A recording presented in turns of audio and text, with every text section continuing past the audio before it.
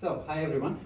It's so funny when people are outside, kind of try to even figure out if they can enter or not. Thank you very much for joining. And yes, we have more people. How is the frame? Yes, we have a professional person behind the camera right now. So, thank you very much for joining the session. How many of you guys are first timers to Thursday Gathering? Nice, there's always the first time. Okay. I will give 2 more minutes so that there's a lot of people join. Feel free to come and sit here, those seats are available. So I will ask my question again to those that they are just joining. How many of you guys first timers to Thursday Gathering? You're number 2. Also not. Okay, good. So how many of you guys are first timers to masterclasses? Can you just make sure that it's fine? Yeah. Perfect. It's Thank fine. you. So, guys, let's talk about why we are doing what we're doing. And for those of you who are scanning this, you already know exactly what you have to do. Those of you who are not, I will tell you what is happening here. So, the whole idea of the masterclass started with the idea that you are learning what you have to do with your ideas and how to make your startup happen.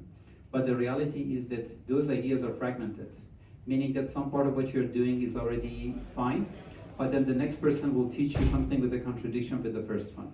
So we started to do the whole idea from what really startup means all the way to how to grow your startup in one session. So there are 8 different masterclasses that they're all internally connected. And that's why you're here.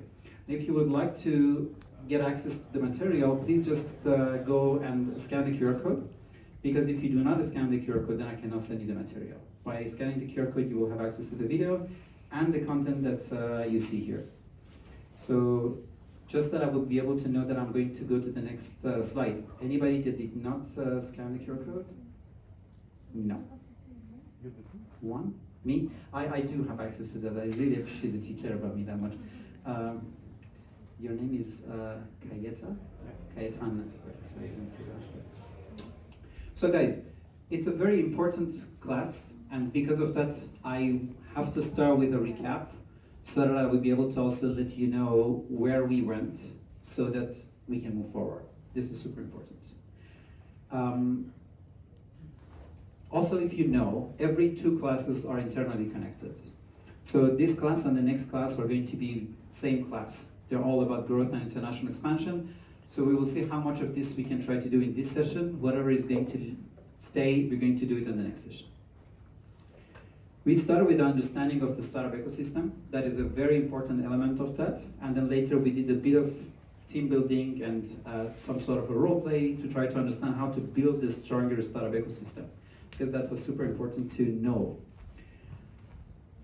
We understood that a startup is a temporary organization that used to search for a repeatable and scalable business model. So if you are a company who builds, I don't know, like chairs, and you're selling it in Warsaw, you have a small and medium enterprise. Even if your chair is, I don't know, like made out of IT, I don't know, like artificial intelligence, and then, you know, like you're selling it, you know, in the same store, you're a small and medium enterprise. You're not a startup. So what does it mean? It just literally means that this is a temporary, meaning that you are going to at some point be an organization. And in the moment that you are doing this, you are somehow in a transition mode. And the search part, meaning that your business model, there is an innovation in it. Meaning that the way that you are doing your business is different than others. I was in a startup competition, and the guy was selling socks and shampoo. That was his startup. And he was saying that there are a lot of like female-oriented activities, but men are not being covered in that sense, and that's what we're doing. Great idea, he was selling. But that is a small and medium enterprise. And then I'm telling him that this is not a startup. He said, yes, but Dollar Shave Club was also selling the same thing. Does anybody know what he was missing, that he was comparing himself to the Dollar Shave? No. They had the same product. They also had product that it was made for men, but they were doing the innovation when it comes to the sales and the revenue model. So the way that they started to do a subscription for those products, it was the revolution. It was the innovation. So you should have the innovation in your product or in your business model. You cannot just say that you're a small and medium enterprise or a startup. I have a question. Why it has to be repeatable? I will explain it a bit more into the growth stage. Just give me for two more slides and then I will be able to answer that. It's a good question. So every startupper has to know the book that is the Lean Startup. It's a very good source for a lot of good information. So a startup is a human institution designed to deliver a new product or service under the condition of extreme uncertainty. When you are having these old school companies like oil and gas and constructions and everything, you know exactly what you're doing because everything is going to stay the same for, I don't know, for a decade, if not for a century. But when you are working within the startup framework, everything is volatile. Today is good, tomorrow is not. Today AI is coming, and then everything that you did by integration and communication is going to be fully out of the place. I also really like this part. I will just go back and try to go back to what you say. Startups have these fundamental issues, and I really like this metaphor of, I don't know, let's just call it a car wash. If you are having a car wash and it's not repeatable, what you do is, step one, you see the project, you see that this is a car wash, and the guy who is running the car wash makes, let's just say, 10,000 zloty per month. And then you just say that I'm coming, and with 250,000, I'm going to buy your company. That's it. Let's just say 250,000, whatever. You put a specific amount of money and you buy the company. Why don't you pay more? Because it's not repeatable. You can just open up another car wash right next to it. It's just that there are cheap people who are doing something very specific. But if this idea is an innovative car wash because the solution is different or because the way that this car wash is being operated is in a whole different level, you buy 250,000, you pay 250,000 for 10% of it. Why? Because this is scalable.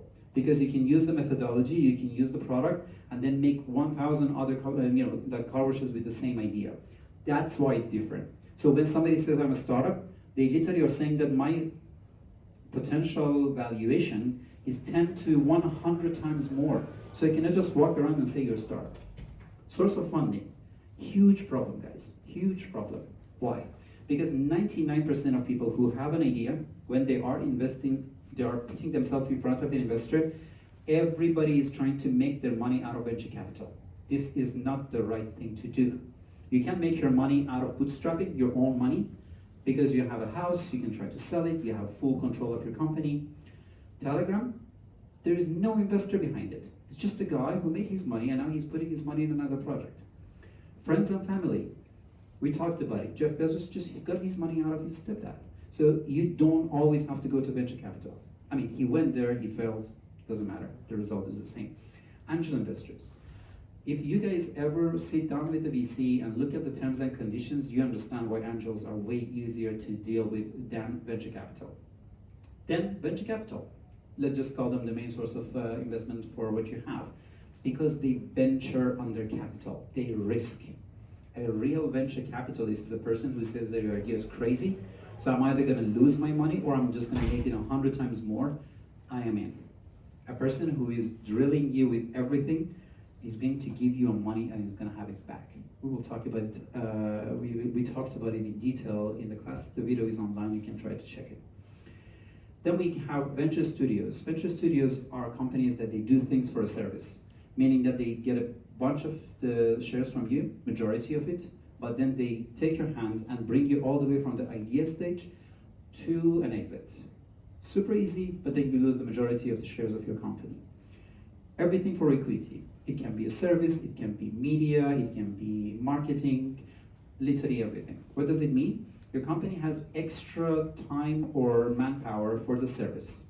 I have a software house, and then there are 3 people in my company that I'm paying them on a full-time salary, and they can just work for you. I don't need money, but then I will be able to get a share of your company. So I do it in exchange of an equity. So you don't have to pay me, but still your service is going to be delivered. I have a marketing company, and I can just put a bit of marketing in my place. I'm a TV station, and I have a few slots available for advertisement. I am a music company, and you just need the music. Doesn't matter. Then they take the shares out of your company, and they provide the service that you want to have. You can have crowdfunding. Every one of you can have $10, and then after that you can just somehow be 0.1% shareholder. Right now, even in Poland, with the current development that they're doing, it's going to be more and more easy to do two things. Equity crowdfunding, that you would be the shareholder of the company, or crowdfunding, that you support the product to come out, and then you receive it with hopefully a good discounted price.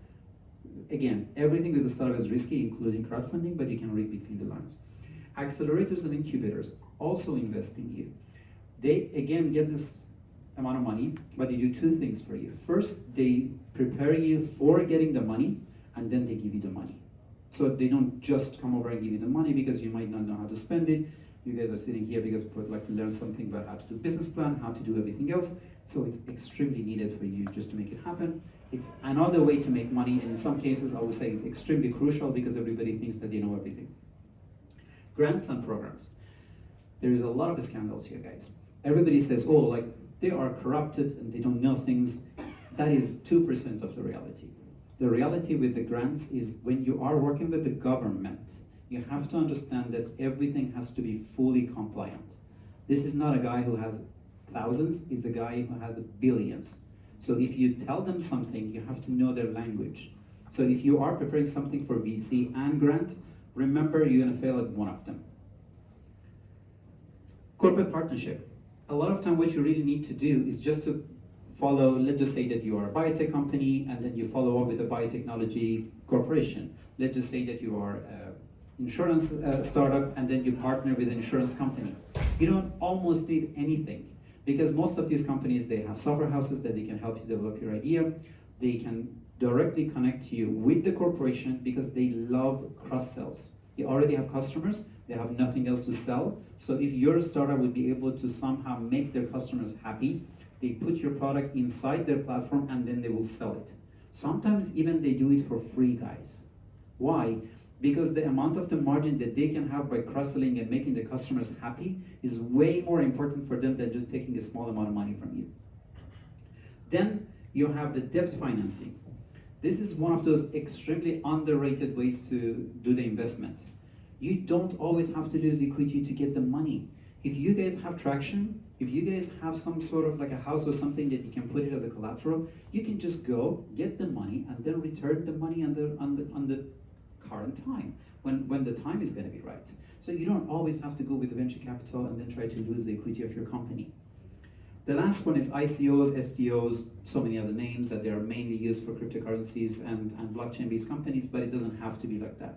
It's another form of crowdfunding. You can easily use it. It's just using a different type of database to make this happen. Less regulated because of that. There was way more flexibility to this. Now it's becoming more and more regulated, so people are even more comfortable working with equity crowdfunding and crowdfunding than going back to ICOs and STOs. Between the line, guys, if somebody comes to you and try to give you the money, don't take it. We talk about it again in details what convertible note means. If somebody will give you the money with a convertible note, that happens especially for the angel investment level, there is a way that you can trigger that, and then you really have to worry about what's going to happen to you. So, a little bit about investment readiness.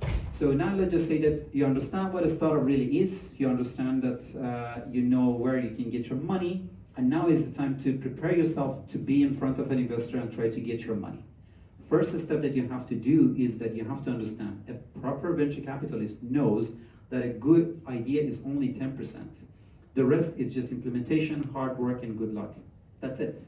Your idea might be awful or amazing. If you would be unlucky, it's gonna die. And if you would be lucky, even the worst idea is going to just be super successful. I know a lot of the startups, they just went to a random country, let's just say Albania, and then they just saw that, okay, so what I have in, I don't know, like Warsaw, is not there. They just translated everything, they just put everything according to their culture, and then after sold it for millions. Why? Because they just went on a vacation. That's it. It's just luck. There is no formula. And everything that we're talking about here, this is theory. This is something that you have to know as an academic person. But there is always a lot of improvisation when it comes to startups. So we're not teaching luck here. I'm not saying that guys travel a lot and just sit here to random people and then one of them is just going to make you rich. It might, but that's not what we're teaching here. There is no way that we're going to talk about what luck is going to happen. So a lot of you can come back to me and say that what you say is not true because I did it Yes, because you were lucky. But this is the academic way. This is the structured way. This is what I'm doing, unfortunately. It's called cognitive murder. What does it mean? Meaning that when you're in front of investor, you bombard them with too much information that by the time that you leave the meeting, they did not even know the first thing about what you told them. So you have to make sure that if you are trying to talk to them, always follow this. All killer and no filler. If there is a slide that there is nothing in it, please just exclude that slide. If there is a point that you didn't do it, just say, I didn't do it. They know more than you. Don't show them a slide that you have to have it, but then there is nothing behind it. Because already too much information is going to somehow just lose their attention to what you're trying to do, or maybe even make it even more and more weird for them to understand even what this new and innovative idea is about. All happy companies are different. Each one earns a monopoly on solving a unique problem, and all failed companies are the same. They fail to escape competition. If you ever see a startup and they told you that they do not have a competition, don't listen to the rest of the things that they say. Every idea has a competition. It is different. We will talk about it, how it works. And guys, this is a recap. So I mentioned all of these things in way more detail and with way more time. So I'm just trying to make sure that when you're going to the growth, you know what we're discussing here. But remember, if you are working on something that you think is the right thing, but there is no unique selling proposition behind it, you're wasting your time. This is it. This is how a lot of companies have unique value proposition. You have a frog watch, it tells time, it's affordable, and it's frog.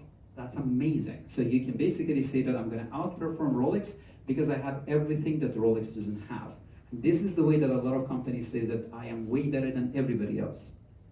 However, they also can try to make it even better. This is unfortunately, I think, is a little bit of the internet because there was the rest of it. So first, you can say that the Rolex is not affordable and also doesn't have a frog. And on the top part, you can just say that, like there's a frog and is affordable. But again, as you can imagine, this is also not how it works. This is a real value proposition map. This is a competition part. This is the place that you can try to say that this is my product, and this is Rolex. There are watches better than that, and there are watches worse than that. So if you are looking for a low-cost watch with a low quality, come and buy my frog watch. Another thing that a lot of people tell you that you're making a mistake with it, but they never teach you, is how to exactly try to explain why you are having your product with the competition or without a competition. When you're creating a startup, when you're creating a product or a solution, you are addressing a specific customers. Who is your customer? Then you are solving a problem. What problem you are solving? And the last part, to solve that problem, what is the solution or a product that you are trying to address? This is the how. If you are looking for a real competitor, that competitor has to be the same solution, the same problem, and the same customer.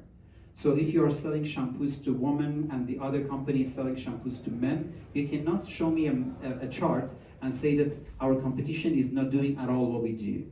If you are right now trying to do accounting for startups, you cannot show me the Fortune 500 companies accounting and say that they don't have any of our solutions. They might have the same solution, but they're addressing different customers. They might have the same problem, but they are working with different solutions. All three of them has to overlap. And remember, sometimes your competitor is not an application, but a human being. Sometimes your competition is not a human being, but rather a totally manual things that the companies do internally. Sometimes a pen and paper is your competitor. Another thing that 99% of the startups make a mistake is total addressable market.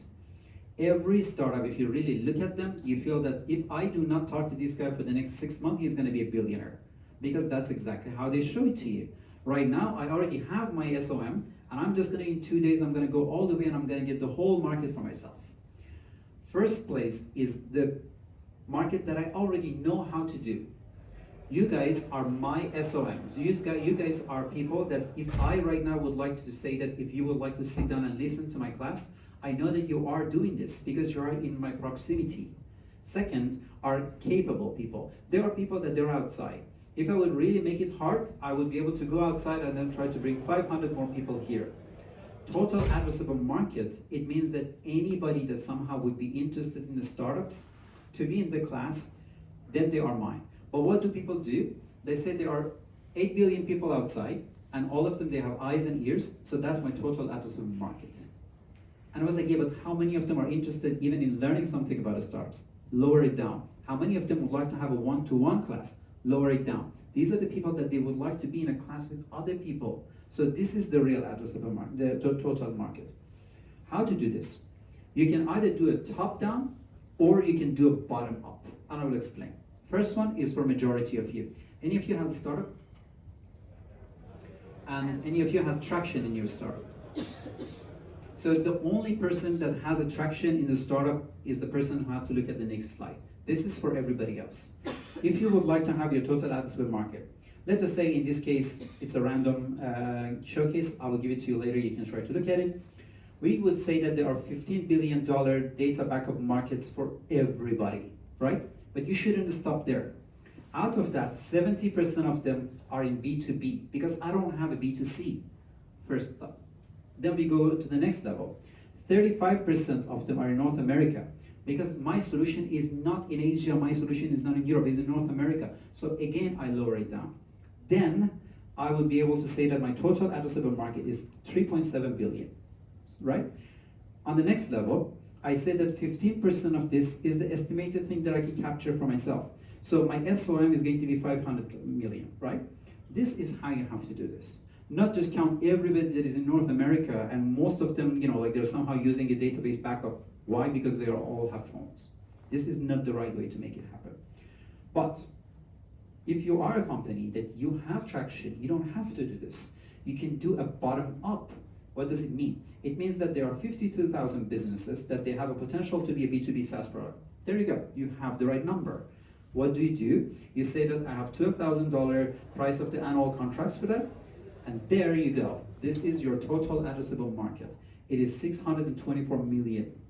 This is the real number.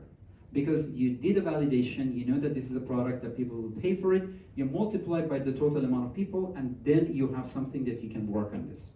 But before you have traction, there is nothing else. You have to do the top to bottom.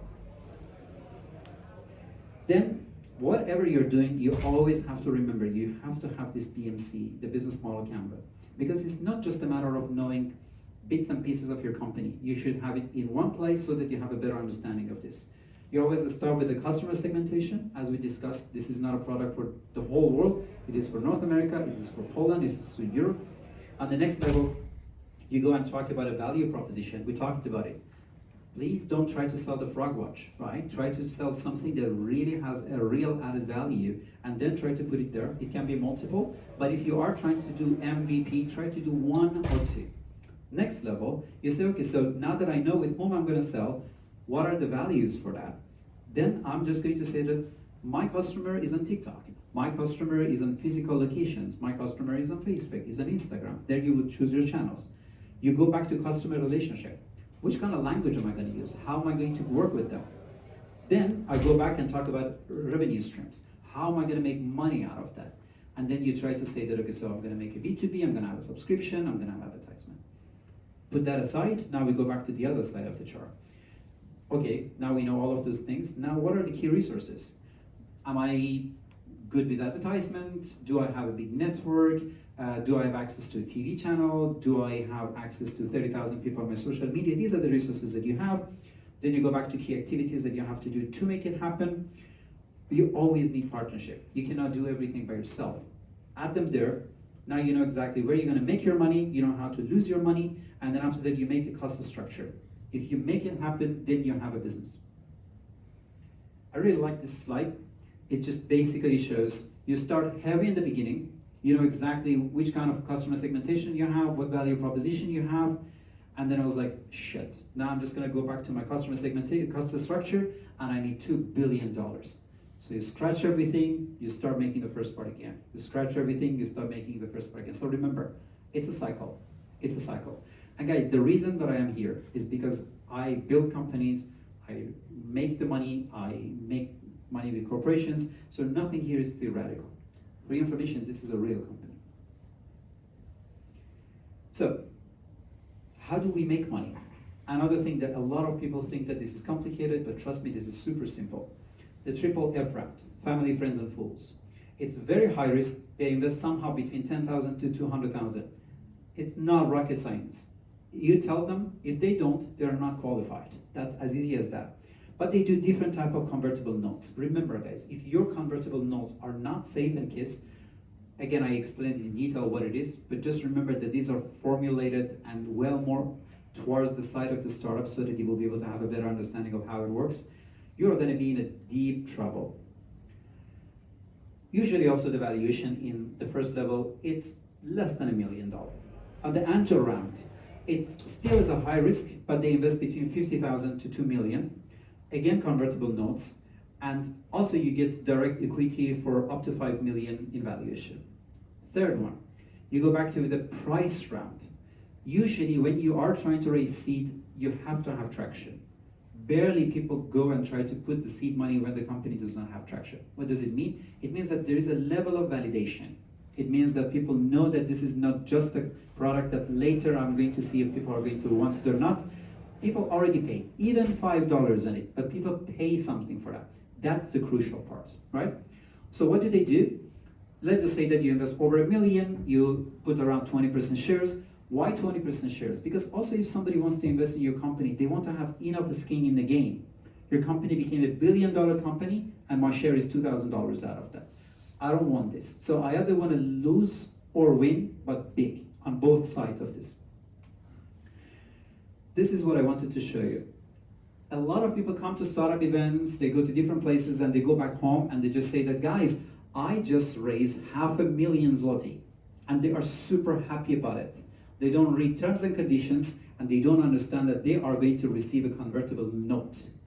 What is this and why this is so dangerous and why you this? Because anybody has a financial background. Good, 3-4 people. These are the only people that they are allowed to accept these things. It's not about being an IT guru. This convertible loan is an exchange of stock. It's triggered. If you have a new round of funding, if your company is acquired, some of them, they have a maturity date. That funny money that you receive in the beginning because your idea was not really working, you have to pay it back. And this is a way that you have to fix it because you paid it to developers, you bought a house in Sopot, whatever that you guys would do after you receive your money. Now you have to remember that that money has to come back. A lot of people have this huge problem with understanding how they have to go through their stocks and how this stock is going to be diluted. We talk about it in detail. I totally recommend watching the video and at the same time looking at this because most people don't know how to do the cost structure. A lot of people establish their companies and they put like 4 shares between themselves and their partners. It definitely works if you're selling shoes, but it's never ever gonna work if you're having a startup. So in this case, I put 1 million stocks, $0 valuation. These two ladies, one of them has 50%, so they have 500,000 shares. On the next level, they are going to have the first investor. You issue stocks for your investor. You don't give them the stocks that you already have. From that, let's just say that right now this lady is gonna have 11%. So you issue extra stocks for 150 to 125,000. What will happen to you? You are going to out of 50% to 50% to 44 to 44. Next level, you are going to have your second investor. The first one was a convertible note, just to be clear. This convertible note had a $25,000 interest. It has a minus 20% discount, meaning that on the next round of investment, this person is going to get the same amount of stocks, but with 20% less than the next person.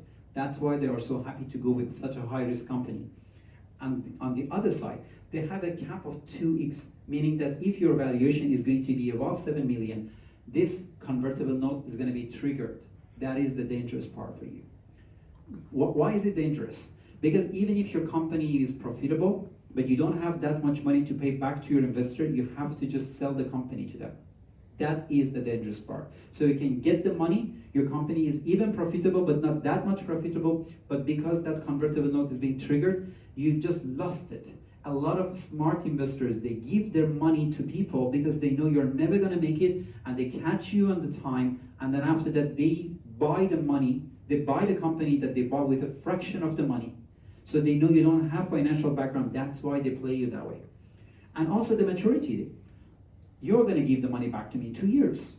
But you're so hot after the startup event that you just feel that, oh my God, somebody's going to give me $1,000,000 zloty, and that's a lot of money.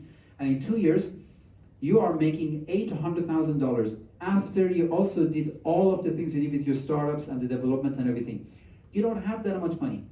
So they get your startup, they get your idea, and they will be 100% shareholder to your idea just because they know how to make you work for them with a fraction of the amount of the money that they could do as a normal investor in the next round.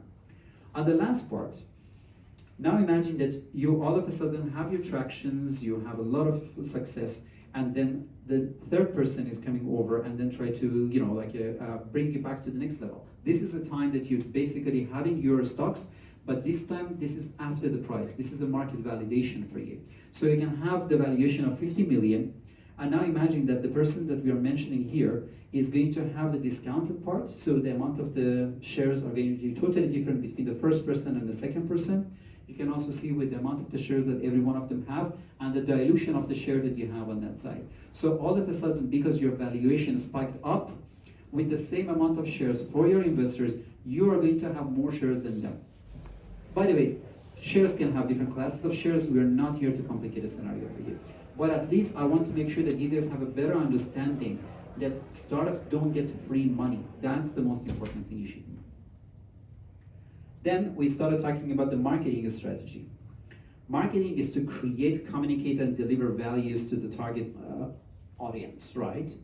At a profit. The last part is the crucial part. So if you are selling your product, but you are selling it at minus, that it is possible. Why? Because you didn't calculate the cost of the cloud. You didn't calculate the cost of the delivery. Somebody is so happy and they say, oh, I'm going to buy your bicycle for 50 zloty, for 200 zloty. And I was like, you know what, I'm going to throw it out, so I'm just going to sell my bicycle. And then after that, you go back to Poczta Polska, you go back to Impulse, and I said, okay, so I have to pay 500 zloty to send my bicycle. Legally, you have to sell the bicycle. And now you just see that if I just keep my bicycle, I'm going to make 300 zloty. But now you have no idea what to do. This is what happened to a lot of companies, especially SaaS companies. They put the product online, and then all of a sudden they have 1,000 customers. The moment that they go to procurements and then try to sell it, they see for every product they are minus $1. And then for 1,000 customers that they have, they are going to be minus, and that number goes up and up as long as that's why I started talking about the growth with all of those things, so that you know what we're doing. Your marketing is doing great, but without thinking about a profit side. So what do we have to do? Marketing is a whole different class. We can talk about it for 6 hours, but PPP, 4 Ps: product, price, place, and promotion. These are the 4 elements that you have to have in order to have marketing. But what do we think about marketing? Every time somebody talks about marketing, we all think about advertisement. That's it. I need a marketing team. Okay, what do you want to do? Can you just please take care of my social media? Thank you. So, marketing has a market research, you have a marketing strategy, and then you have marketing tactics. In those marketing tactics, you have the product, price, place, promotion. A part of the promotion is the advertisement.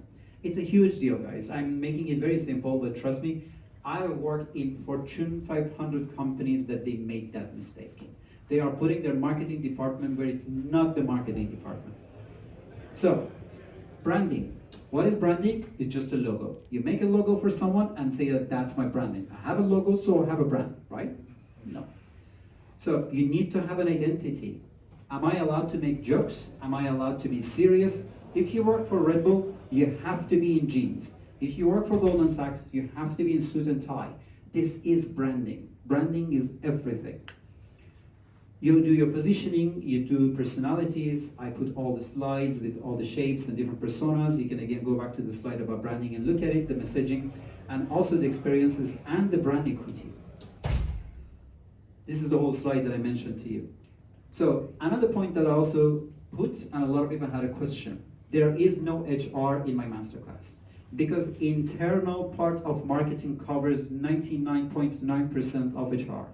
The way that you talk to your employees internally, the way that they understand the value of your company internally, it's what your HR department has to do.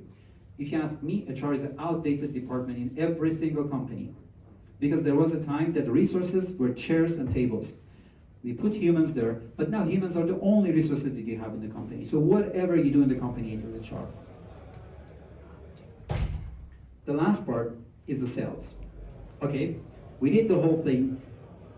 Now what do we do? Sales is a process of identifying potential customers, understanding their needs, pursuing exactly how to purchase it and how to sell it based on either if you have a product or a service.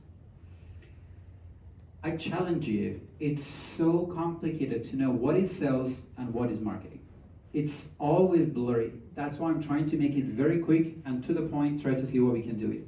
Also for your information guys, the reason that we're going super fast is because we're going through right now 6 more classes that all of them, we're going through all of them in detail, right?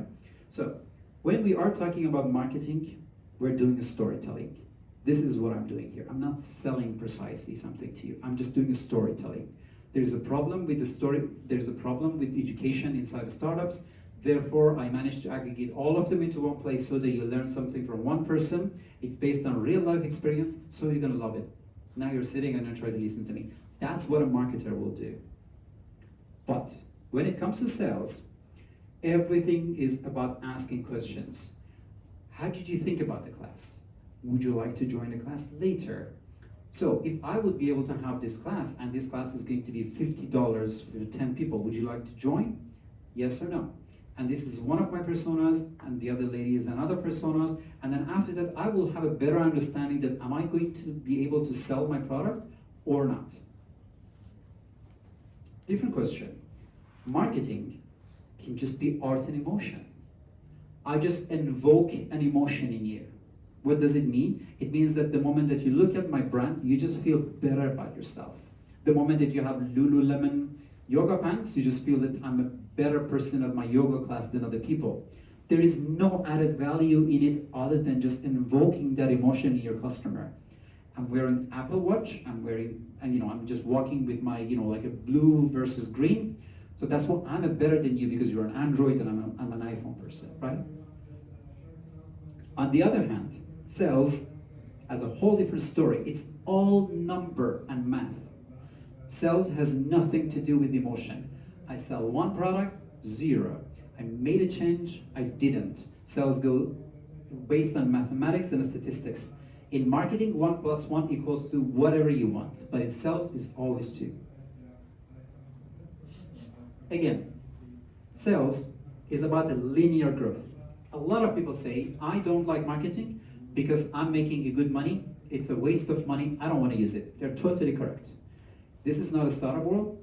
You are a person who sells apple. You have an apple tree. Your apple tree maximum has 10 apples, and every single day you're selling your apples. You're not a startup. You are having a sales department. Everything is fine. I don't know. Let's just say I'm going to sell this podium. You are my customer because I cannot, bring it outside because that's forbidden, but now I can try to sell it here. I can't do marketing. It's just one product, and if I would be able to sell it right now, I would do it, but that is going to give me a linear growth. That's it. I cannot go up or down. That is the limit that I have when it comes to that. But if I would bring marketing to what I do, then I would be able to bring it up. I can have exponential growth.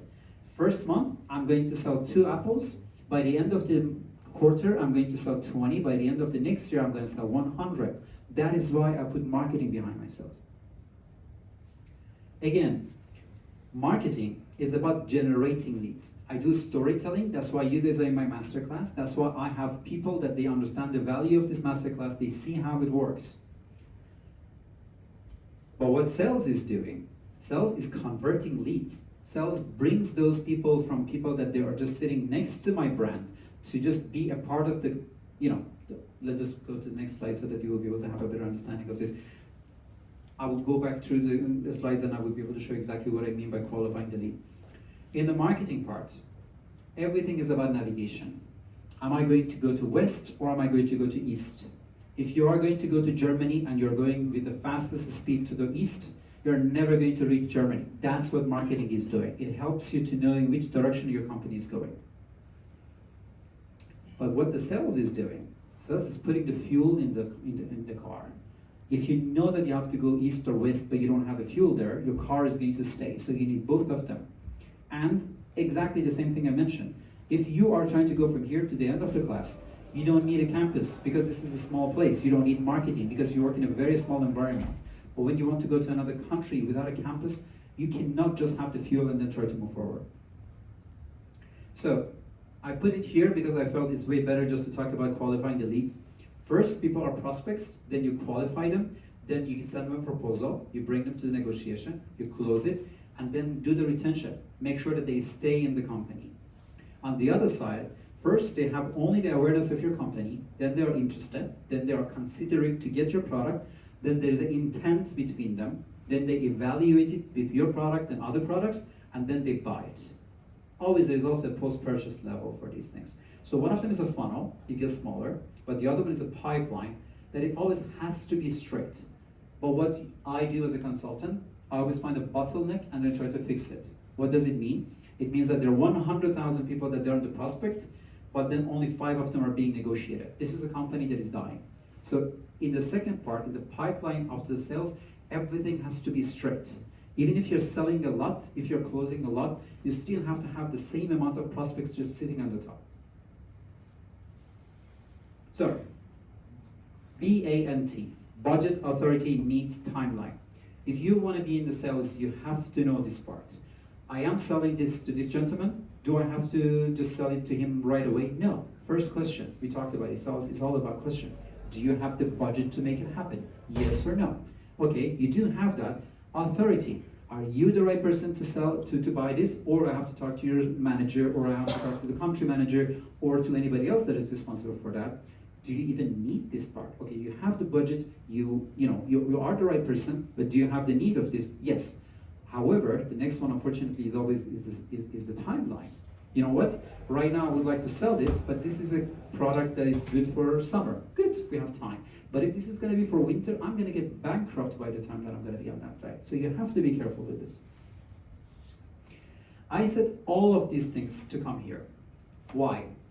Because, by the way, guys, this is a very good book. I totally recommend reading this. The only essential thing is growth. Everything else we associate with the startup follows from the growth. You have a great idea, you have everything that you want to do, but as long as you cannot make it grow, everything that we're discussing is just secondary to this. That is why I built everything up before I tried to start talking about growth. Because if you are having a small and medium enterprise and you are trying to make it grow, a lot of things that I'm going to say is not going to work for you. If you do not have a business plan and you're just thinking about the growth, this is not good for you. So that's the reason that I really felt that this recap was extremely important to make it happen. If you really would like to do something that would like to bring you to the growth level, the first part is definitely the solidity of the product market fit. You have to remember this very carefully. Also remember, I'm just going to say it between the line. I'm going to say between the line. Market fit is not something that you have to find. Market fit is something that you have to prove.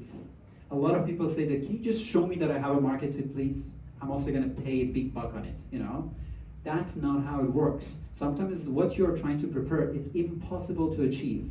So if you don't have a market fit, you have to either change your unique selling proposition or try to find something else that is going to really work there. So how do we do this? First of all, identify the target customer. So we talk about the customer persona, the market needs, and the competitive analysis. This is, guys, the reason that I built this masterclass. Because even if you're in the growth level, you all of a sudden see a content that comes from the marketing part.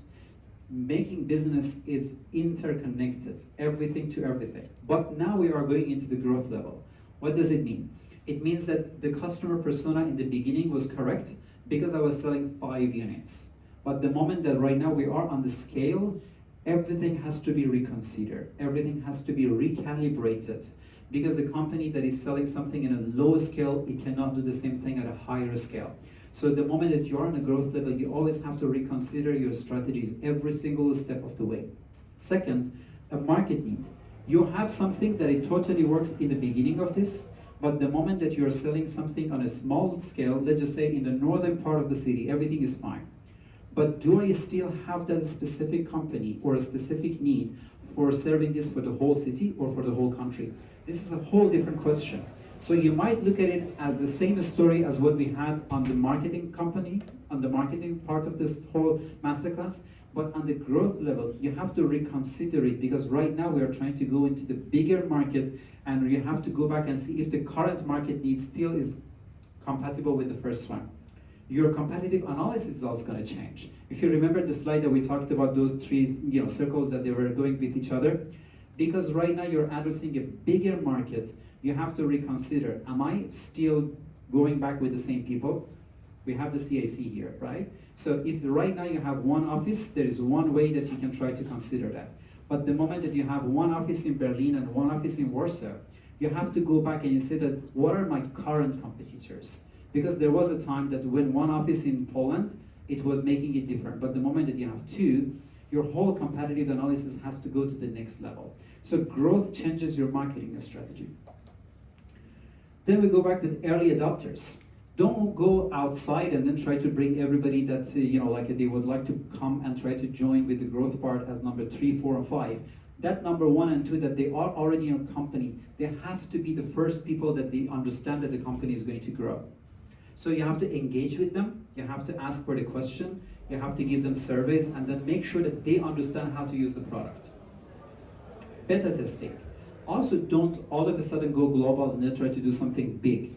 Try to do some soft landing. Try to do something that you can always just go back. Because a lot of people make a lot of money, and then in the growth level, they lose all the money that they made, and because that was the wrong approach for what they were doing, because their unique selling proposition was not something scalable. You see, that was the right question. Growth is everything in a startup. And that is the point, that the moment that you build a very good unique value proposition, but because that was not good for the growth level, if you just put all of the money that you made with hard work in the growth without doing the beta testing, you're definitely going to lose everything. Iterate based on the feedback. You have a minimum viable product, but the moment that you are going after scaling, you have to remember that you have to refine this. Netflix, when they went online for the first day, everything was working perfectly, but not with 1 million users. The moment that the million users sit on a database, sometimes you have to change your whole database. You have to change your tech stack, because this is not going to be good for 1 million when 10,000 people work for it, or even 50 testers work for it. So you have to make sure that your MVP works. A lot of companies go and try to put something on a TV, thinking that this is the best idea in the world. All of a sudden, 500,000 people try to put something on it. The whole application crashes. So you have to make sure that your MVP is going to be refined. Also, agile development. Use the development practices that make it continuous improvement. We talk about continuous improvement later, but remember, if everything that you do in your company works for 2 people or for 3 people, it doesn't mean that when the company is going to be on a growth level, it's going to work. 2 people in your company can easily work together, but the moment that that number is going to go to 5, 10, 50, sometimes you just feel that nothing works anymore, because you only build a structure that is good for 2 people. This is super important, guys. We have 2 different things, NPS and CSAT. Anybody knows this test or ever tried it? Nice.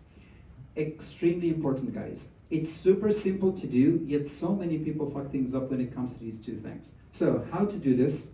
Again, way more practical than I could, just put it out there. This is the formula. You basically have 3 types of people. You have detractors, you have passive, and promoters. You only focus on the promoters and detractors, right? You just find a percentage of those people that they're promoters, you just find the people that they're detractors out of them, and those are the people that you basically get the net performance indicators for them.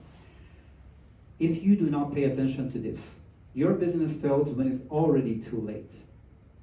And again, as I said, everything that you see here is going to be for you. You can just see it in detail. I don't want to spend too much time here.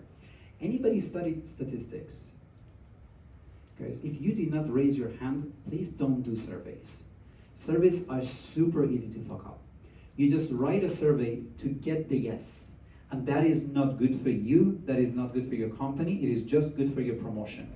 100% of the people say that they like my masterclass. Why? Because the first question was that it was amazing, the second question was that it was okay, and the other one was that it was fine. I didn't put any negative in it. And that is the problem, that the moment that you just say that, I said, nobody said this class was awful. And I was like, yeah, but it was not even in the range of what you had there. Or from 100 to 6,742, where do you see this? I don't even know where to go into that scale. So a lot of times you have to know statistics so that your data is going to be credible. If you want to do this, Likert scale is usually the way that people go forward with it. So in a CSAT, what you do, and I put everything here for you. So you start from very dissatisfied to very satisfied. Then I will have a better understanding if you really like this masterclass or not, because you have a choice. You can say hate it or you can say you love it. And at the same time, the formula is pretty simple. You basically put the sum of all the scores and then you divide it by the total number of the responses, multiplied by 100, and then you get a percentage of these customers. Why do I put this one? Because you don't also always have to put your CSAT into everybody. You can have different customer personas, and then you put your scoring based on different personas together and then sum it up. If you put all of your personas in one place and send it to everybody, this is also a mistake. Because if your persona number 3 is failing, you have to separate them from persona number 2 and 5. This is going to massively change something. Because all of a sudden you see that your customers are very dissatisfied, but if the person who is responsible for that put all of them in one basket, you never know that the persona number 3 is the problem in the company, not the company product by itself. Another thing that you have to put into consideration, when you are trying to put the satisfaction level, every industry has a different level. So if you are a media company that even 30% of the people like what you do, thumbs up, you're way above the industry average. But if you are a company that is doing e-commerce, you have to be 100%. Like, it's crazy, but that's what companies want. You're trying to buy something on Allegro, on, I don't know, like on Amazon, and I was like, this one is 85%. I don't think so. I'm going to go with the other one that is 95%. So the satisfaction based on the industry drastically changes, and this is for 2024, guys, by the way. Also, because I use the product, I'm also going to say that like this Retently is a very good place if you really want to use these things. Relatively also a very good price for what you have. But if it's not commercial, I'm just saying that that's what I do myself. Analyzing the user behavior. It is not a matter of the fact that you have 10 customers and they're paying, so everything is fine. You have to know, if you cannot measure something, you cannot improve it. So you have to find how they are using your data so that you will be able to make it better. And make customer journey mapping. If you cannot make this, you never know how customers are using. There is this super famous metaphor about the grass. It doesn't matter that you are having this L shape that you have to go left and then you have to go up. If people want, they will just cut through the grass and just go all the way there. How do we know this? Through the heat map. This is where people really walk. This is that walking across the grass that I mentioned to you. So in Instagram, most of the things that people do, it goes through the buttons. Most of the things that people do goes through that side. So what am I gonna see in this part? This is a person who is way more prone to doing the chats rather than likes. Now I know what to do with this. Or into my article, I can just see that the first paragraph of what I had the highest amount of the impressions for my article. So I know that next time, I don't have to worry about my title because nobody cared about the title. Then you can make a valuable decisions there.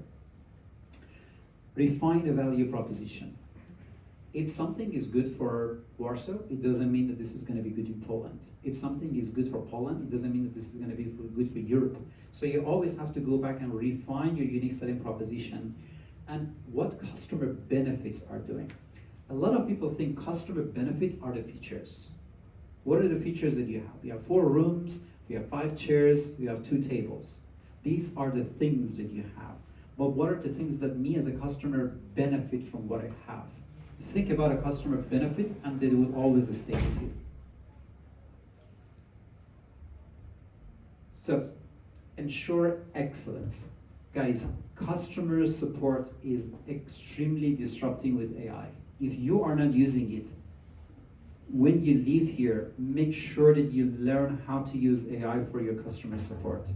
Everything from responsive support to community building and everything can be fully automated with AI. It is a large language model after all. It can learn from what customer really want from you. It can learn when they are having their pain points. It can learn from their questions. It can answer them. And your human level can always stay behind that part. Meaning that if you have a call center for 500 people, you can manage it with 5, literally. Extremely is going to make your product cost effective and people are going to even feel more comfortable. Why? Because this large language model would be able to think about different ways that your problem is causing your customers to not to see the benefit way better than even a person who is going to work for a long time. I work with a lot of phone companies here. One of the problems that they have, most of the people that they're behind the counter, they're working for 2 weeks, 3 weeks at best. So even though you think that they are customer service and they know exactly what they do, but they're still in training. But they cannot teach their trainings to the next person. But with language models, every person who learns at that specific mobile company, it just learns as a hive. They will teach each other. That person was just angry. There was nothing wrong with the telephone. So learn and try to make sure first you calm them down, then go into the next level. And that way you would be able to have a way better way to work with the customer support. Because you make one scandal and your growth goes 2 steps back. You're selling your product to family and friends, everything is fine. The moment you go to the national TV and there's a scandal because, I don't know, somebody just said that where are you selling your product? I'll give you a real example. So I was teaching in a university here, and then we had a debate. And in the debate, we were practicing, so it was not a real story. There were students that were learning how to do negotiation. And then that negotiation was between a studio and a director. He wanted to work with the studio. And the studio were just saying that the director has to go through DEI and bring more diversity to the team. They couldn't agree on the pricing. One of the guys in the negotiation said that, look, this DEI is just from our sponsors because they just told us that if we don't do this, then they're not going to give us the money. So don't make it so harsh on us, okay? If you say something like that, the other person who is a director understand that you just told them that you don't believe in diversity and inclusion and everything you do is just for the money to somehow support your sponsor. They take it, and then you're never ever going to just see money again. Because growth is dangerous, guys. When you are trying to grow, you have to remember as much as you can just go up, you can just easily just go down and just destroy your whole company. When it comes to brand messaging and trust and credibility, between the line you can just read that this is branding, branding, branding. We talked about it in details in the marketing, so if you don't mind, I put it here, but just remember that everything has to go to your marketing departments and you have to enhance your branding as you move forward. Ensure excellence in customer support. Okay, so this is the part that I already mentioned. Yeah. So, pricing strategy. Guys, I definitely have to make a full class on pricing. Pricing is super important. You are having a good product, you're having a good service. The moment that you do not put the right price on it, everything is going to go down. Value-based pricing is something that I will explain in a few minutes. But just remember the price experiments. Run pricing for different things. Put A/B testing. Just try to learn from your competitor. The moment that you do not know how to put pricing, again, you're going to be fine with few people, but the moment that this is going to go global, this is going to go into the growth level, everything is going to collapse. The number of the packages you have is 5. You can give it to, I don't know, like Kasha and Sasha. They will distribute it and you're going to be totally fine. But the moment that you have to have it in a scale, then all of a sudden see that the price is so high that there is no way you're going to have a margin. So for every sale that you have, you're going to be minus in it. That's super dangerous for you. I'm going to go back to this part, but I'm just going to first show you this value-based pricing because hopefully this is going to help you. There are so many different ways you can put price on your product. It can be per user. And in a SaaS model, it can also have like a free participations so that you will be able to use it for free and also pay per storage, right? Dropbox, Google Drive. It can be per feature. A lot of companies, they have tiers. You can use it for free, but these features are blocked for you. You can have it on a project base. One project is one price, 4 is a different price. Freemium, per item, per node, so many different things. So look at the complexity of this. You evaluate the customer need and value based on one of those strategies. You set the target price to reflect the customer value. Bear in mind, value. Then determine the cost and the competitive differences. If you remember, you have the Frog watch, you have Patek, and you have the Rolex. It's not a matter of how much it costs for me, it's how much value I'm giving to the customer. And based on that, you can set your pricing for them. Deliver a product that meets or exceeds the value of the customer. The moment that you make that happen, they will always come back. It doesn't matter if iPhone gets more and more expensive, people always come back for the next iPhone. Second part. Scale your customer feedback mechanism, continuous feedback. Don't say once I ask everybody and everybody was happy about it. Do it continuously. Implement systems that customers would always get this. After every time you leave the Thursday gathering, you receive a message. How was this? Did you like it? It's like, oh, come on. Like I just told you like 4 times for the past 5 times. So can you just please stop saying that? You always need this. Second, you need to have the right feedback channels. Is email good? Do you guys need an SMS? Do we have to do something on Telegram? Which channel is the right channel for you? Another whole different conversation that a lot of people are not having is the difference between a feedback and a feed forward. This is a whole different point. On the feedback, you focus on the past and identify what went wrong. The last Thursday gathering was great, and I loved every classes that it was there, aside from the other one that it was in the corner. That's a very valuable feedback, thank you. But you can also have a feed forward. Focus on how you can do things differently in the future. I recommend at the next Thursday gathering, maybe try to just indicate that like water does not need to have a queue. Wow, it was not about the past. I'm just telling you maybe what you can do in the future so that the event that I already liked in the past is going to be better. So you have to give the channel or the chance to people that not only give you feedback, also a feed forward. Now we go back to monitoring key metrics. As I told you, you cannot improve something that you cannot measure. So this is the crucial element of this. I had 2 slides with something around 30 of those key metrics that you have it all. It's in the Google class. You can try to go there and check it. Customer retention rate, churn rate, customer lifetime values. These are important, guys. You make a lot of money out of your customer on the first month. You make a lot of money out of a customer on the second month. But because the customer does not come for the third month, now you're a minus. Just to give you some numbers so that you understand. At universities, if you leave your university on the first year of the university, your university loses money even if you pay them. Because they are distributing the amount of the money you have with their fixed cost, that is their whole staff and the building, with their teachers and everything, with minimum 4 to 5 years. Another fun fact, the longer you stay in university, the university makes more money out of you. Right? So if a university does not understand the customer life value properly, even though you feel that I'm paying every month or every semester to my university, the university is going to get bankrupt. Align product development with market needs. This roadmap alignment is not just for your investor. You have to properly know where you are going. If there is a new development by your competitor, you have to know. If there is a new technological advance that is happening, you have to know, and you have to always align yourself with these things. Don't say that the AI is happening, but I already made my roadmap, so there is no need for me just to go there and try to adjust myself. That's not going to help you, because in so many places, if you do not kill your business, then the business is going to kill everything that you build for yourself. The market outside is dynamic, so you always have to adjust it by yourself. Also, let's just say you have 12 features. You always have to know how to prioritize this, because you have to debug it, you have to make one of them bigger, otherwise you're not going to grow. And if you would like to do that, you have to know which one of them is the real killer feature. And if even you see 80% of the money comes out of 4 of them, just go back to your customer and say that, guys, we are going to remove 4 of the features, but we're going to develop 1 and 2 and 3 that all of you love 10 times better. This is only going to happen when you prioritize this. Way more important than the first part, that is a market fit, is the strong team. You have 3 people, everything works great. You made a lot of money because you had a market fit, and now you're just going and try to just hire as much people as possible. Let's just say 50. Let's just see what happens to this case. First, you need to have a company culture and a company value.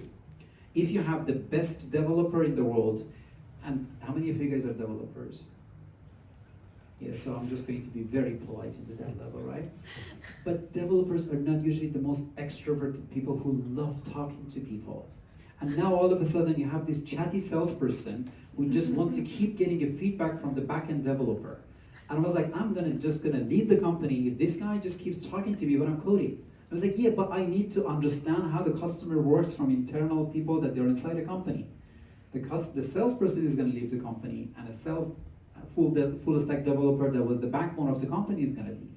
So you have to know company values and also the cultural fit. Is this person the right person for my company, or I just find a very cheap developer that is going to do a lot of stuff for me? Recruit the right talent. Startups think that I don't have time for job description. It's a startup, right? Today you're gonna, just bring coffee to people. Tomorrow I'm just gonna ask you if you would also, like maybe get some courses on Coursera, try to do some front-end thing. Also, how is your job with social media, right? Like our Facebook just need a little bit of help. It is fine if you don't want to scale the company, but the moment that you would like to go in the scale level without a job description, nothing is gonna work. It's like the bricks that you have on that wall, every single one of them is just made out of different materials, and every one of them is not connected with each other. It is not gonna last. Diverse talent pool. Guys, I'm sorry, but diversity is not just for the beauty aspect of that. You have this amazing group of 20 men, and they are doing a great job, and all of them are from, like a Warsaw, Wola, and they all grew up together. Yes, this is gonna work for your district. Be my guest and go global with this team, and you understand. We never thought about that. Oh, did you guys have that kind of problem? We didn't know. That's what diversity brings to you. It brings innovation, it brings something you can bring out of the box, and then you understand the value of diversity. And diversity doesn't just mean different color or just different gender. Diversity in everything, literally in everything. And recruitment channels. Don't just say that I'm going to put everything on LinkedIn or I'm just going to do this. This is a recruitment platform. Try to see a person who is interested in your topic, see if they would like to join your company. You go back and then try to throw a birthday party for people in your company and ask their friends and family to join. Because if they trust your company, their friends and family are going to join. Throw, I don't know, like a random breakfast for people outside just to come over and learn about your company. Make it more diverse. And that brings to the diversity level. If you guys are in my class, you know that I really like Nike as a company that brings a lot of innovation. They have this credo, they have 10 rules, and they live and die by this and never change, never became 9, never became 11. Our business is change. We are on the offense all the time. Perfect results count, not perfect process. Massive problem with a lot of companies, by the way, guys. Break the rules, fight the law. This is as much about the battle as about the business. Assume nothing. Make sure people keep their promises, push yourself and push others, and stretch the possible, right? Impossible is impossible. Live off the land. Your job isn't done until the job is done. These are dangers. Bureaucracy, personal ambition, energy takers versus energy givers. We talked about the culture in the company also. Knowing our weaknesses. Every company has weaknesses. Don't get too many things put on your plate. Massive issue with a lot of companies. Again, it won't be pretty. That's a perfect thing to come from Nike, right? And if we do the right thing, we will make money, down the way automatically. So every company needs to have that. Or you just make it way more abstract. Move fast and break things. Unless you're breaking stuff, you're not moving fast enough. If you are a person who built your company on a street that is called hack, then you just know that everything needs to have a hack around what you have to do, right? I did everything by the law and my growth was 1%. That is a person that is not going to stay in Facebook. That is a person who's going to stay in Goldman Sachs, because that's financial sector and security is everything. But in Facebook, you can do everything and still stay in a company. I mean, Meta, very hard branding. Implement a rigorous hiring process. It doesn't matter how good your talent pool is. You also have to remember, after this, you have to do a proper screening, proper interviewing, and a trial projects. If your company is $1 million company, if your project is sensitive, don't jump and bring people back to the core of your business. Give them a tiny thing. If it's a designer, ask them to make a small website for, I don't know, like for some event that you're organizing in July. Ask them to do something so that you can see how they're doing, so that they're not going to mess with the real part of the company. When you are trying to do the interview, when you would like to grow, make sure every interview is somehow having a pattern for the next interview, so that the next person is going to have a better understanding. Because if the person who is doing the interview has a problem with diversity, you're not going to get the diversity. If the person who is having the problem with the interview does not like risk, your company is going to suffer. So when you make all of those things into a process, then all of those things, the bigger the company, the better, not the other way around. Provide competitive compensation. Guys, if you are a company who pay a decent amount of money to people, most of the time you're going to get the money. Anybody is a full stack developer? These are the people that they don't care about money.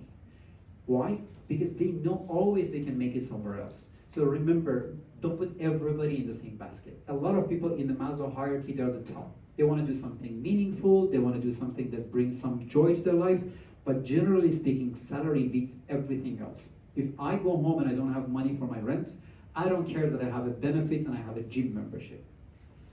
But at the same time, you need to have benefits, especially if you're working with the startups. Guys, this is a big problem in this part of the world. Give your employees equity. Show them that if the company wins or loses, you are in it together. But the companies go 0 and 100.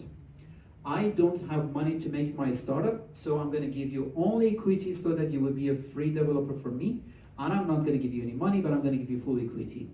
I'm going to pay you money, so I'm not going to give you any equity. Guys, make a proper mix of these two things. People have to know if a company is growing, they grow with you. In Silicon Valley, every single company, at least I would say to the first 10 to 100 employees, they have a small equity in the company.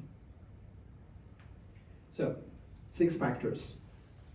Company culture, career opportunity, flexibility, work-life balance, quality of leadership, and business outlook.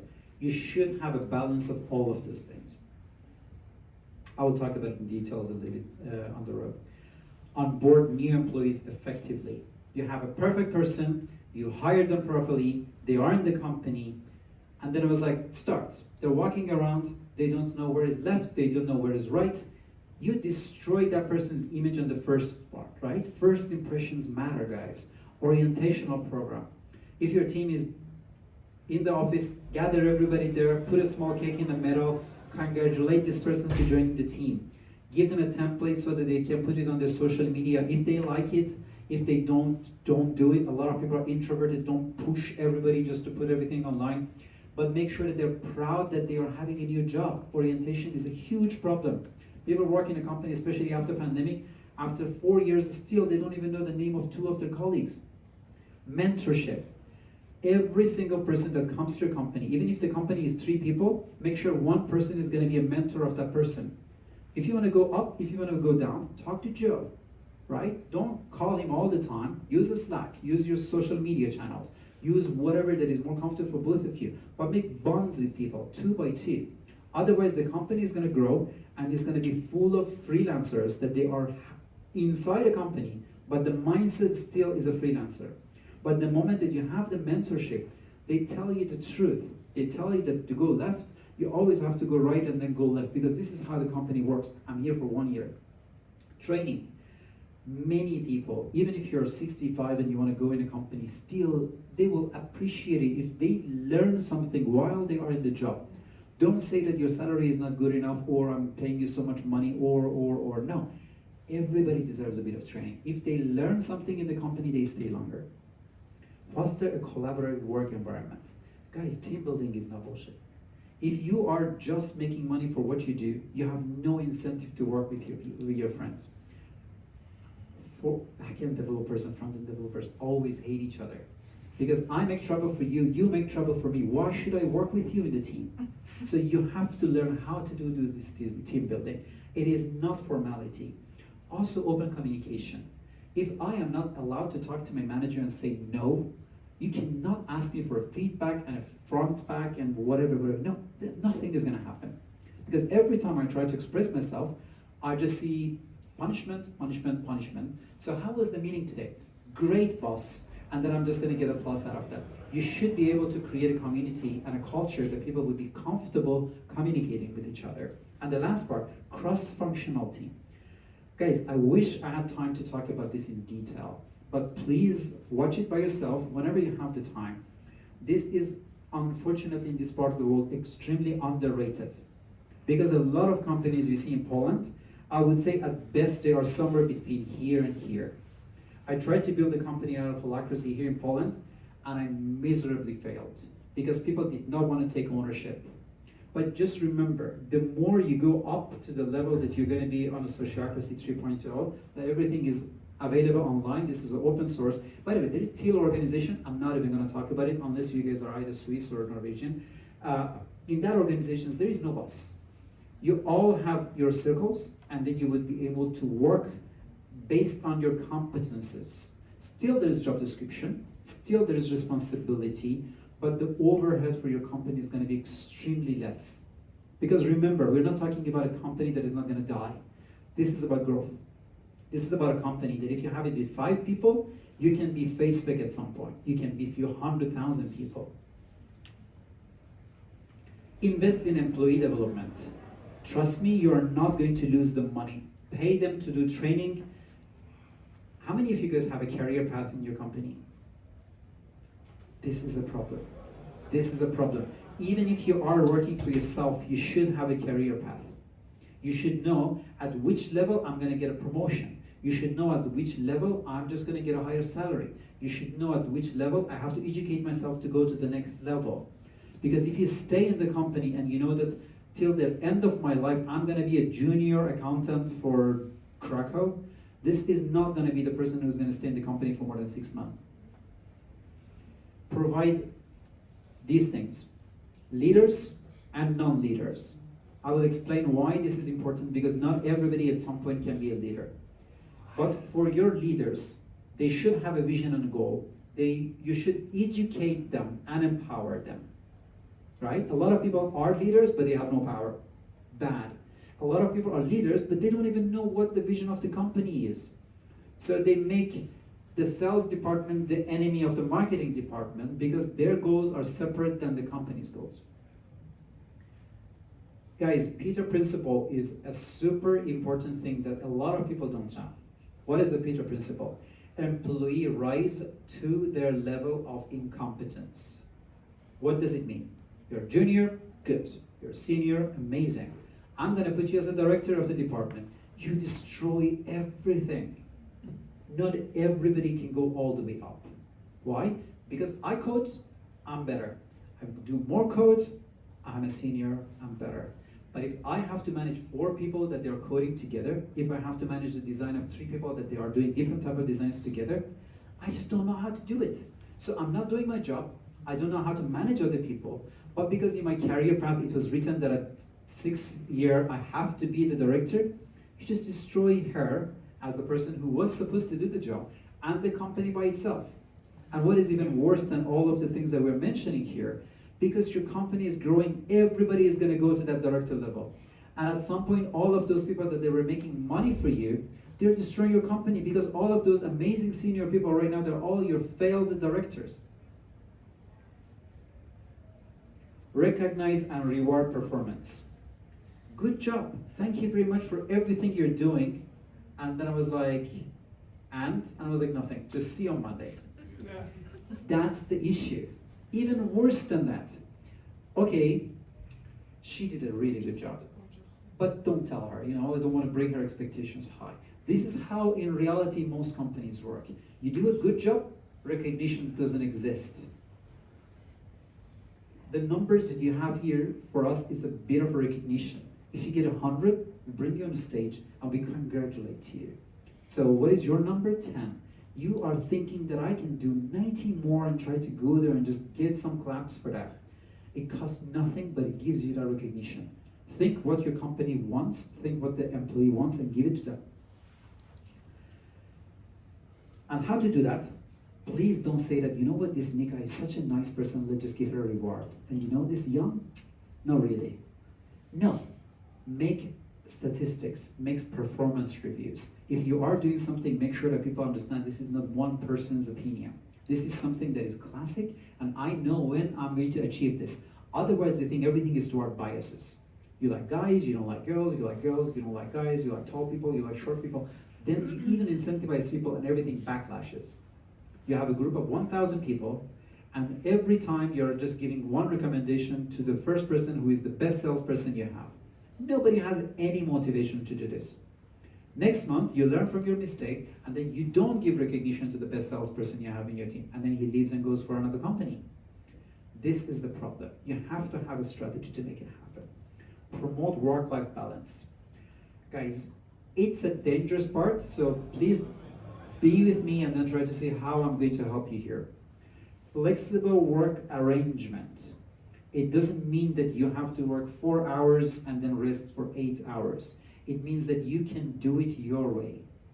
You can work 16 hours per day and still is a work-life balance for you. The moment that I push you to not to do things, the moment that I push you to do things because I say so, it's always gonna backlash. One stereotype that most people have for Eastern Europe, for Central Eastern Europe, is that you work perfectly for 2 months, for 6 months, and then after that you're gonna burn yourself, and then my highest performance person is gonna be the lowest performance person. Stereotypes are not always real, but they come from, let's just call it a big, like a bunch of studies that you have outside, right? So make sure that your HR part of the company, the mentor that you have with that person knows, does this person have the capability to work 16 hours or I have to put them into 8? Make your life and balance based on the performance of the people and their personality. On top of that, wellness programs. Make them 1 hour that either people can walk around the office or just go to gym or make a yoga for everybody in the office. There's nothing wrong with it. Because the moment that your mind is foggy and you don't really understand what you have to do with your life, everything you do is weird and complicated. And a vacation time. People need time to vent. You can do it once a week, you can do it once a quarter or once a year, but people need to be out to understand how to come back and try to be here and try to perform. This is a reality life. This is the right work-life balance. At the top, you see, Copenhagen, and then, you see Finland, and then you see Scotland and Oslo. Poland is not even here. So you just have to somehow learn how to have this work-life balance out there. Between the line, there are lots of companies that they are like Norwegian, Danish, even here. What do? Your company works till 8 p.m. That company works till 5 p.m. One time people just hear that I can just go home at 5:30 and I can still get the same amount of money. They just leave your company. So you just have to know what your company has to do, because if you are trying to grow, that amount has to be fine. That amount has to be specific. You cannot randomly just say from tomorrow everybody has to work 4 hours more. Everybody's going to leave your company. So you have to know how to specialize in long term, how my company employees have to work. Go back to this culture of the company, put it there and stick to that. We are a company that we're hard workers and we give you a lot of money. NVIDIA, famously, hard place to work, a lot of money in it. A lot of places, a lot of these call center companies, if you ever go inside, nobody's ever going to fire you. If you're not going to perform in this department, they give you to the other department. If you're not going to perform in the other department, they bring you down and still giving you to another place. So companies are totally different in that sense. If you want to see where Poland is, then welcome to the annual working hours, right? So you're not in Mexico, you're not in Costa Rica, you're not in Colombia, all South America, Chile, but right after South Korea, you see Malta, and then after Greece, and then after that welcome to Europe, Romania, Croatia, and Poland. 1,800 hours. That's a lot of time. But annual working hours has nothing to do with performance, guys. If you are down there with Germany, it does not mean that a Polish person per year is going to have highest performance. So remember, you can work 1,300 hours, that is 500 hours less.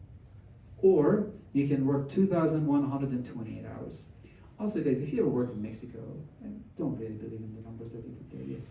Where does the 8 hour per day fall on that thing? Where is the 8 hour per day? So there are two different answers to this one. One is that there are countries that they have way more holidays. And then, as I mentioned before, like Nordic countries, they work basically around like 4 or 5 hours per day. So technically, one, they have less public holidays. By the way, there are calculators online. You can just check all of this. So put the country that you want to have, and then after they calculate how much that country basically.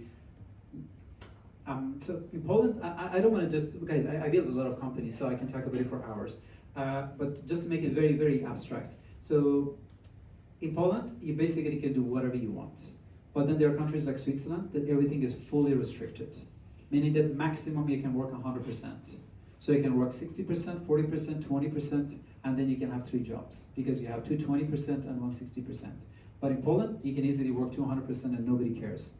And that makes it very complicated. That makes it really complicated. But outside of that, in some countries, you cannot even pay people more than that because they are working above the maximum hours that they can have there. So even country by country is different. And I was also not joking about Mexico and how much they work. I mean, they are hard workers, but not that much. So build a positive workplace culture, guys. Inclusivity and feedback culture. The moment that I just say that, you know what, Maciek always comes back half an hour late. Not to him so that he will be able to fix himself, but rather because if I will say that, and I was like, nice, from tomorrow you're going to be Maciek's boss, and now you will be able to make more money, then everybody knows that if I would be able to be a person who walk around and say something bad about my colleagues, everything is going to be fine. What would happen? In the company, nobody wants to talk to each other, and everything that is going to go wrong, I'm just going to cover it. Because if anybody knows, I'm going to be fired. So I know exactly how this company is going to die, but I keep it to myself because I don't want to be fired. This is a huge problem, guys, in the company, especially if you're thinking about, scaling it up. Adapt and evolve. Feedback loop, continuous improvement, and adaptability. If your company right now works, after every announcement of OpenAI, you have to think, am I still in the business, yes or no? When there is COVID coming and COVID going, am I still going to be in business, yes or no? It's not that because your company, once they had a feedback and once there was an improvement in what they had, everything is going to be fine. Streamline operation. It's not that your company is working and everything is fine. You have to understand what you are doing now, it has to be monitored and it has to be improved.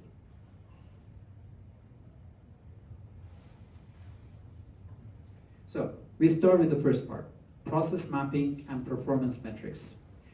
Everything that you do in your company is repetitive, and everything that you have to be in company can be written with a piece of paper, on a piece of paper. If you don't think so, you don't know exactly what you're doing. This is a big problem. What I do is complicated. It just means I don't know what I'm doing. So if you do not put your process on a piece of paper, your company again is going to be good for 5 people, for 50 people, but on 500, this is going to crash. Guys, be my guest and work with KPIs and see where your company is going. It's never going to work. A lot of people tell you to do KPI. KPI is a key performance indicator. Try to use the OKRs. Know your company's objectives, and with the key results, measure it. There is a huge difference between these two methods together. Why? Let's just say that you're a salesperson, and the quota for key performance indicator are 200 sales. If I do not set my KPI, my company is going to fire me, or I'm not going to get the bonus. Therefore, I'm going to sell everything. But I know that if I would put it on January, then everything in my company, it is going to be way better. But I don't want to follow the objective of the company that is a long-term sustainability and everything else. I just want to set my KPIs. So KPI is very outdated, guys. By the way, OKR is a whole class by itself. How many of you guys know standard operation procedures, SOPs? 1, okay, it's even more than I was expecting. So you have to develop documents for all the critical processes and ensure consistency and efficiency. Startups grow drastically big, but they don't even know what they are doing.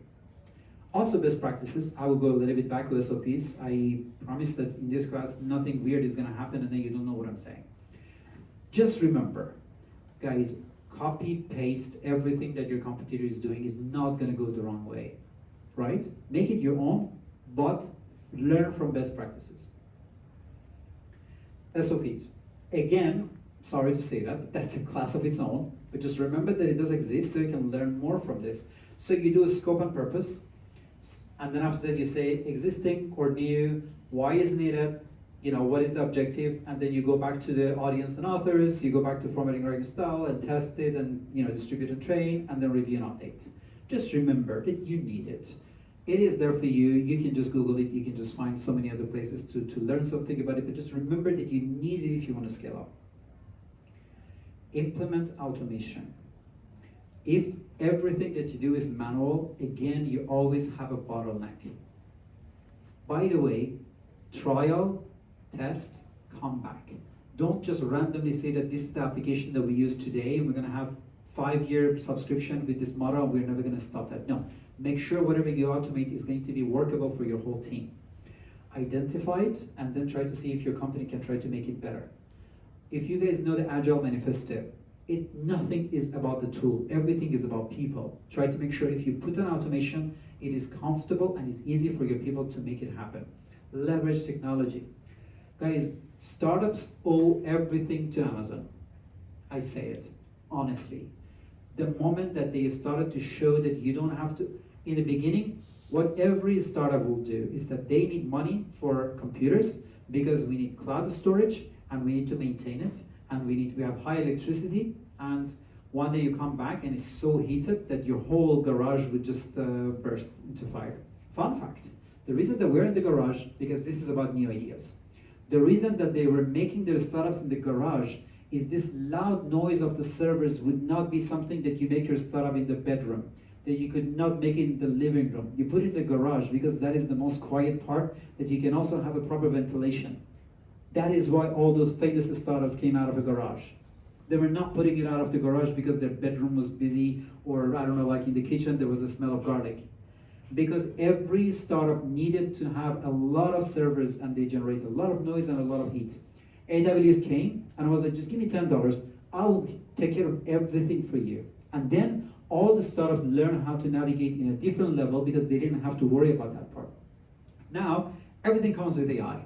You want to do something, see what AI would provide for you, and then try to do it by yourself. Integration. I can do a lot of stuff, but I can also integrate this part with this partner and this part with that partner, and then I'm going to make my life way easier. Enhance communication and collaboration. Okay, imagine that, like, I don't know, like 10 years ago, 5 years ago, you just have to talk to somebody else. You just have to go to the 5th floor, knock on the door, and I was like, hey, sir, like, would you mind telling me what the password of that thing is? But right now, you can just have huddle, you can have chats, you can have calls, you can have screen shares and all of those things. Make sure as much as possible use these kind of activities. Anybody is not using a project management in their company? No? Good. I mean, even if you're selling apples and oranges, please use a project management tool for that. Even if you don't have a job, use a project management tool so that you understand why you're tired, why your back hurts, why your stomach hurts, because you look at your project management and was like, yes, I don't eat. I have 3 times tasks not done, lunch, breakfast, dinner. Project management is for everybody, guys. I mean, it is literally for everybody. Okay, outsource non-core activities. DNA of this part, guys. In Central Eastern Europe, you do everything. You're your own plumber, you're your own CFO, you're your own CEO, you're your own office manager. You said, you know what? I have to close this $1 million project, but I'm just going to go to Żabka, I'm just going to grab myself like a hot dog, and then I'm just going to go up. And I was like, in this half an hour, you're losing $1,000 just to go and grab a 10 zloty Żabka, like a sausage, I don't know, like hot dog out of this. Outsource things, guys, please. Only do things that they are the core part of your business. If your company is not a marketing company, hire a marketing company. If your company is doing a lot of stuff it sells, outsource your sales. IP of the company, the core of the company has to stay in. But you cannot do everything. What is the cost of this software house? This co-working space? $5,000. I'm gonna rent a flat. Then I'm just gonna find a person who's gonna come over and clean it. Then I'm gonna go and buy coffee. Then I'm just gonna come back and try to do insurance just as it's gonna set on fire. No. You are not a person who is going to take care of the rents and everything. Pay more, but make sure the core of your business stays. Improve supply chain management. Again, same story. You're going to have everything ready. You are selling 5,000 of your products. But what is the real problem? The real problem is that these plastics come from China. And this took 6 months for this to come back here. And now I sold everything and I'm super happy, but I sold the last plastic. And now I cannot sell for 6 months because somebody did not remember that they have to order this. Guys, especially after pandemics, supply chain is more important than CEO and CFO and CTO. If you are selling anything, you have to remember that supply chain is everything. If one piece of your production line is not going to be there, everybody is going to suffer from this. Also, inventory management. You are having an amazing event, and then all of a sudden you want, I'm just going to make it very simple, right? You're just going to have business cards. And then you run out of this. 5 people are not going to be able to find you just because you just didn't bring a simple business card. And I imagine this can happen to your business. All of a sudden you do a TV ad, and then you have only 400 units of the product that you have, but then you have 50,000 people that they will want to buy your product. You lose all of them. Implement lean principles. Don't put everything into the factor that this is going to be either everything or nothing. How many of you guys know Kaizen? Nice. That's a very nice audience. So first thing first, 5 lean principle, specify the value, map the value stream, establish the flow, implement the pull, and work to perfection. I will give it to you. You don't have to go there. I wish I would have more time just to go through this, but I'm just going to help you with all of those things so that you will have this. This is Kaizen.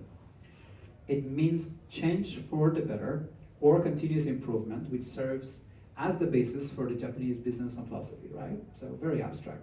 But going into the details of this, it comes with this 5 principle. Good process brings good result. Go to the sources. This is another thing that is super important for a lot of businesses. Speak with data and manage by facts. We have to double something. We have to cut something out. I said, why? I know that this is going to be the right thing to do. No. Take action to contain and correct root cause of the problem. A lot of times we are on the surface. My stomach hurts, that's why I'm just going to get a pill. Go back to a project management tool. You just didn't eat your food. Cause of the problem sometimes is way deeper than that. And just to make a tiny joke here, you just need a psychologist, right? Engage and involve everyone. If your company is having a problem, if you guys have a Slack, don't let people to write to each other on a DM. If you write on public channels, the most irrelevant person sometimes helps you with the best way possible. As I said, every one of these things are big ideas. We will talk about it. You can just read it later. And on our classroom, I'm always happy to answer everything in more detail. Customer feedback, customer service tools. You are internally having everything, your team is fine, everything that you're doing is in place, but customer on Google and Facebook, they don't even know how to contact you. My account is being blocked.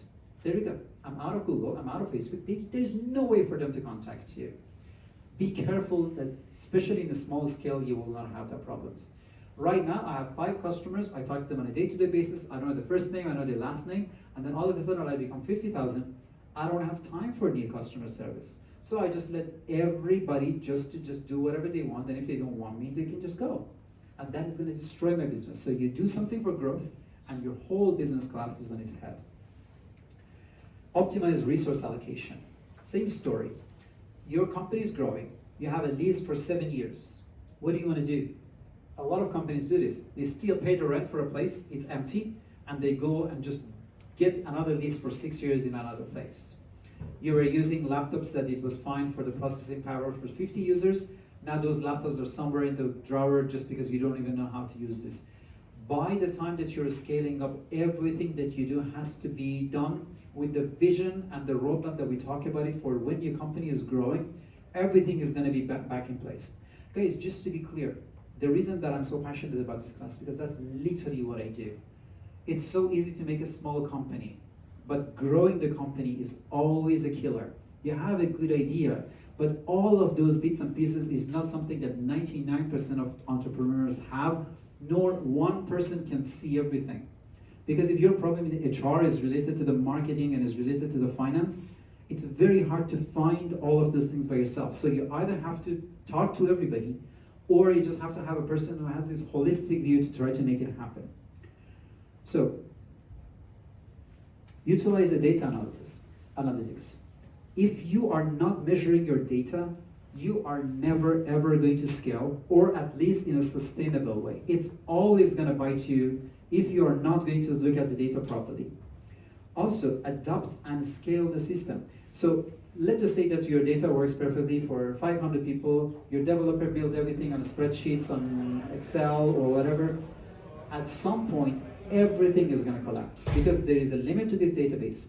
and it's already getting heavy, and my server is not going to allow anything more than that. It is not just a matter of buying 2 of those servers. Everything that you do has to be redesigned, and sometimes the cost of a redesign is the death of your company. So you have to have the vision of the scalability when you are trying to go with every step of the way. Also remember, technology sometimes changes everything. So the moment that there is a new type of database, the moment that there is a new programming language, the moment that there is an LLM that would even do the programming for you, you have to know how your company has to scale because of the adoption that is in the market. Guys, there is going to be 5 more steps, especially the financial part. As I told you, this is my job. I usually either build companies or I help companies grow. Many times the company has marketing issue because they don't have a proper market fit. A lot of times companies, they have bottlenecks in the sales that you have to fix it. So many times I met companies that they don't even know how to manage their finances.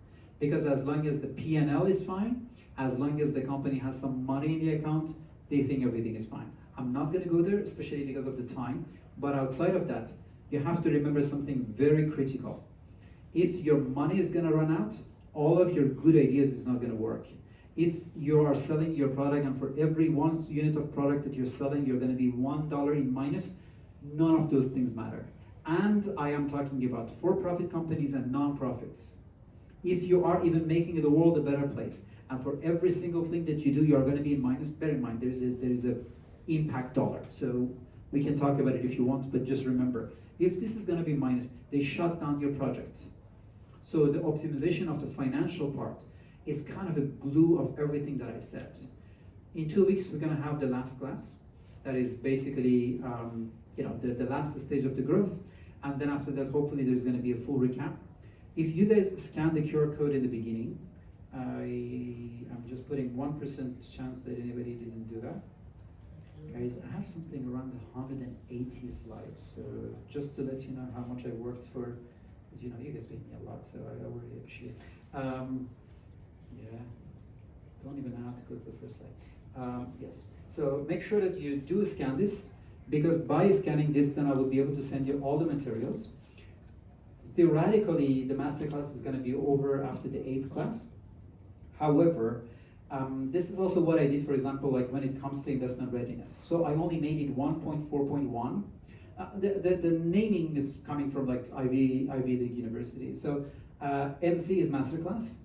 1 is the elementary level. 2 is the advanced level. 1, 2, 3, 4 is like class 1, class 2, class 3, class 4. And then 1.4.1 is 1 is elementary.